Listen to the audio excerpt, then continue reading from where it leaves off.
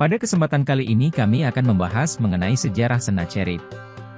Sejarah Sennacherib adalah sejarah Raja Assyria Sennacherib. Mereka ditemukan tertulis pada sejumlah artefak, dan versi terakhir ditemukan dalam 3 prisma tanah liat bertuliskan teks yang sama. Prisma Taylor ada di British Museum, Prisma Institute Oriental di Institute Oriental Chicago, dan Prisma Yerusalem ada di Museum Israel di Yerusalem. Sennacherib dipersiapkan dengan baik untuk posisinya sebagai penguasa. Bersamanya, Asyur memperoleh seorang penguasa yang sangat pintar dan berbakat, meskipun seringkali boros. Ayahnya, cukup menarik, tidak disebutkan dalam banyak prasastinya.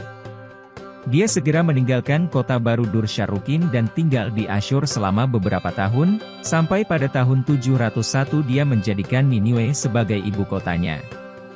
Sennacherib mengalami banyak kesulitan dengan Babilonia. Pada tahun 703 Marduk, Apal-Iddina sekali lagi memahkotai dirinya sendiri sebagai raja dengan bantuan Elam, dan langsung bersekutu dengan musuh Asyur lainnya.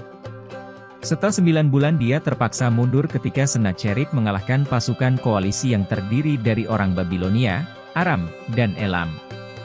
Raja boneka Babilonia yang baru adalah Bel-Ibni, yang dibesarkan di Asyur. Pada tahun 702 Sennacherib melancarkan serangan ke Iran Barat. Pada tahun 701 terjadilah kampanyenya yang paling terkenal, melawan Suriah dan Palestina, dengan tujuan untuk mendapatkan kendali atas jalan utama dari Suriah ke Mesir sebagai persiapan untuk kampanye selanjutnya melawan Mesir sendiri. Saat pasukan Sennacherib mendekat, Sidon segera mengusir penguasanya, Luli, yang memusuhi Asyur. Sekutu lainnya menyerah atau dikalahkan. Tentara Mesir dikalahkan di El-Tekeh di Yehuda. Sennacherib mengepung Yerusalem, dan Raja Yehuda, Hizkia, dipanggil untuk menyerah, tetapi dia tidak menurut. Seorang perwira Asyur mencoba menghasut orang-orang Yerusalem melawan Hizkia, tetapi usahanya gagal.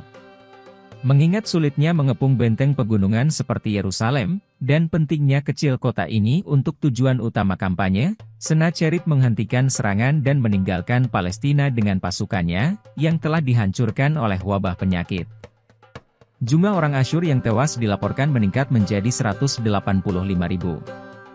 Namun demikian, Hizkia dilaporkan telah membayar upeti kepada Sennacherib setidaknya pada satu kesempatan. Bel-Ibni dari Babilonia memisahkan diri dari persatuan dengan Asyur pada tahun 700. Sennacherib bergerak cepat, mengalahkan Bel-Ibni dan menggantikannya dengan putra tertua Sennacherib, Asyur-nadin-shumi.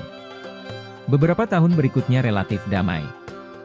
Sennacherib menggunakan waktu ini untuk mempersiapkan serangan yang menentukan Elam, yang berkali-kali mendukung pemberontakan Babilonia.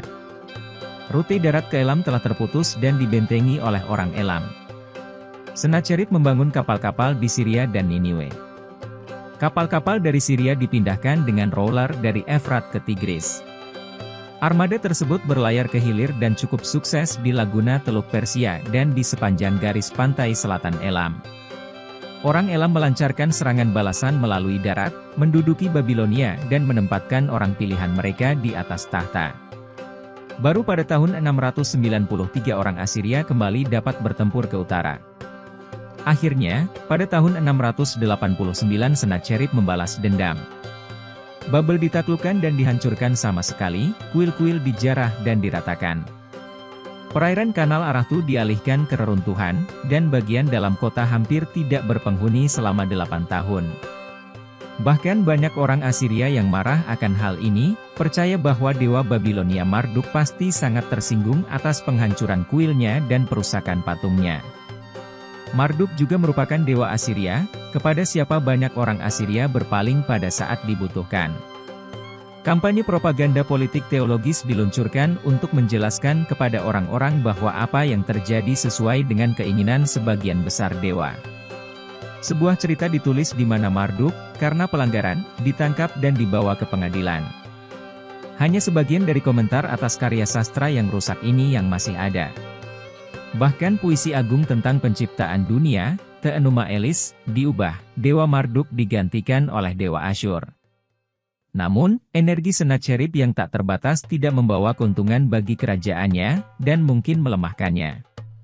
Kegigihan raja ini terlihat pada proyek-proyek pembangunannya, misalnya, Ketika Niniwe membutuhkan air untuk irigasi, Sennacherib menyuruh para insinyurnya mengalihkan air dari anak sungai Zab besar. Kanal harus melintasi lembah di Jerwan. Sebuah saluran air dibangun, terdiri dari sekitar 2 juta blok batu kapur, dengan 5 lengkungan besar dan runcing di atas sungai di lembah. Dasar kanal di saluran air ditutup dengan semen yang mengandung magnesium. Bagian dari saluran air ini masih berdiri sampai sekarang. Sennacherib menulis tentang hal ini dan pencapaian teknologi lainnya secara mendetail, dengan ilustrasi.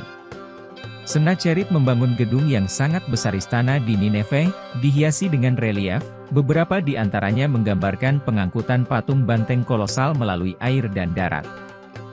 Banyak ruangan didekorasi dengan narasi bergambar dengan relief yang menceritakan perang dan aktivitas pembangunan. Kemajuan yang cukup besar dapat dicatat dalam eksekusi artistik, khususnya dalam penggambaran landskap dan hewan. Yang menonjol adalah penggambaran pertempuran di Laguna, kehidupan di kamp militer, dan deportasi. Pada 681 sebelum Masehi terjadi pemberontakan. Sennacherib dibunuh oleh 1 atau 2 putranya di kuil Dewa Ninurta di Kala. Dewa ini, bersama dengan Dewa Marduk, telah diperlakukan dengan buruk oleh Sennacherib, dan peristiwa tersebut secara luas dianggap sebagai hukuman yang berasal dari ketuhanan. Terima kasih sudah mengikuti video-video kami, jangan lupa share, like dan subscribe agar bisa selalu mengikuti update video dari kami.